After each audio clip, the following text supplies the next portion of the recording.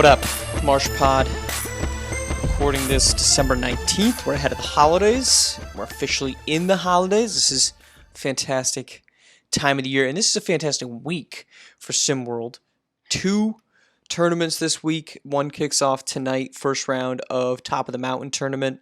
Semifinals and the finals will be tomorrow night. We'll be on the call for that, so if you weren't tuning in for basketball and instead you were tuning in for great banter, there you have it. And then we're back at it on Wednesday the 21st, Canada Flight Tournament. That's going to be at 4 p.m. What we'll probably do is a Thursday pod. We're probably going to do some takeaways from that. So probably try to highlight somebody. We did last week, was it? The 8th, so a little over a week ago now, we did the Keith and Carter highlight. So we'll probably do something similar on Thursday. So, buckle up, I guess, if that's what you're into. We're coming back for it. But this week, wanted to talk about, there's a lot of things going on, right? There's a lot of news going on. This Lorenzo Phenom, isn't he leaving Bad Boys? Is he going to LSD, which I will never quite be comfortable saying. That kind of continues to fester up. But the biggest news, I think, of the last week was Tre Turner and the apparent rumors that he might be going somewhere else. I'm just going to say, from everything I've heard, I don't think that's happening. I don't think that Tre Turner is leaving Southeast Select. Now, look, I'm not one to love making predictions, and in 2 weeks' time, I could look a fool.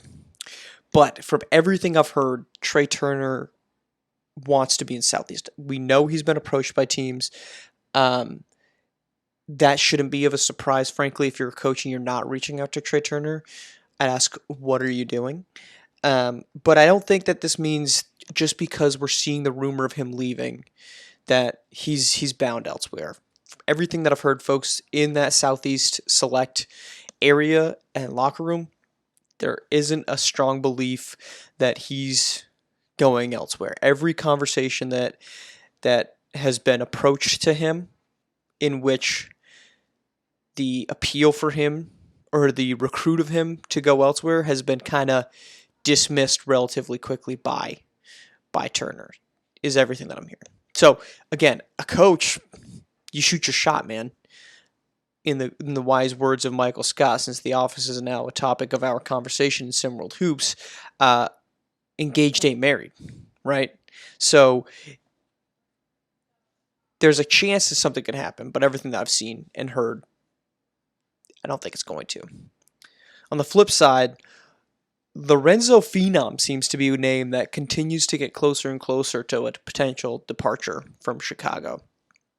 Detroit and Lakeshore Drive is the hot button issue. I don't think that it's limited to him, and I don't think it's limited to Coach Brian Loveless. I think there's the potential for some others.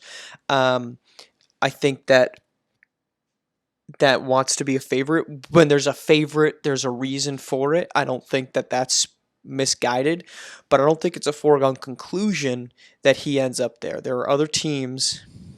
How do we not get aggregated here? There are other teams with championship potential that are interested in Lorenzo Phenom, and to assume that this is a done deal is foolish. At the same token, I'm hearing some concerns about the personality of Lorenzo Phenom. A lot of the decisions, and this kind of has a very strong parallel to the Ball brothers growing up, there was a lot of influence by Lorenzo Phenom's father on the final location of Lorenzo Phenom. I know that there was a team outside of that Lakes region in the United States of America that was interested in Lorenzo Phenom, attempted a recruitment pitch for him, and he said that his father was really the one that was heeding it as his advice, which I'm going to read that, and I'm going to tell you to read that as, I do what my dad says. And there's a little bit of personality concerns about the dad from everything I've heard. There's some concerns about what he's saying to coaches in the recruitment process about the makeup of their team off the basketball court that is influencing where he wants to send him. To me, that's concerning. That's concerning that a coach, or excuse me, that a father would make terms that I don't feel are worth repeating, but I will say that it's indicative with the type of culture we live in the United States of America. How about that? And I think that's concerning for coaches, and that should be concerning for league executives when you think about not only SimWorld hoops, but moving along the line. If Lorenzo Phenom does end up being a potential NBA recruit, that has to be a red flag in my opinion, just as it was with Lamar Ball and the Ball brothers. The amount of influence and the type of influence that Lorenzo Phenom is under with his father, to me, is concerning. And then the last piece that I'm hearing, Jason Tadda out in California. There's no imminent signing beyond the fact that the signing, the recruitment commitment period hasn't quite reached us yet. But even with that, we've seen some kind of unofficial signings, right? I mean, we keep going back to Xavier Pope, Tre Hyman. They're going to Bay Area Breakers. They are playing in the top of the mountain tonight. As Team Bay Area. So it's Royce Anderson, Katie Shipp, Curtis London. Katie Shipp, Curtis London coming off a really good, obviously, Big Apple Classic in which they made the championship game. And before that, I do want to kind of clarify one thing. By no means did I mean to imply that the Bay Area Breakers did not have a successful tournament for them. Obviously, they made the championship game and they played well. They just got beat by some better guards in the title game. It's just there's two very different outcomes from that tournament, right? The X-Men go down in the opening round, and Team Bay Breakers goes to the championship game. Now they lost to Bellardi's boys, so you could say, hey, Team Bay Breakers is exacting revenge for their teammates. No means did I mean to imply that it was a bad tournament. It just was an interesting one. But to the point about Tadda and no signing, I don't think we're going to see something anytime soon. But there is a growing belief that wherever he ends up going, he could be playing with a player or a team that he's played with previously, much like we continue to see Tre Hyman and Xavier Pope with Royce Anderson.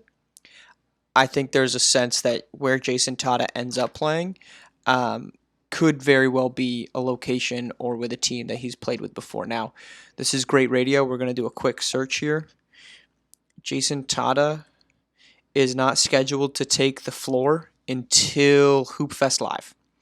Okay, so we're not going to see him until probably for another week plus, but at the same time, that's what the sense is, that where he goes could be with a team or a player that he's played with already or will play in the future. All right, that's it. We'll be back on Thursday again. Pair of tournaments this week on Tuesday, Wednesday, Top of the Mountain and Canada Flight. Check them out. We'll be back then. Peace.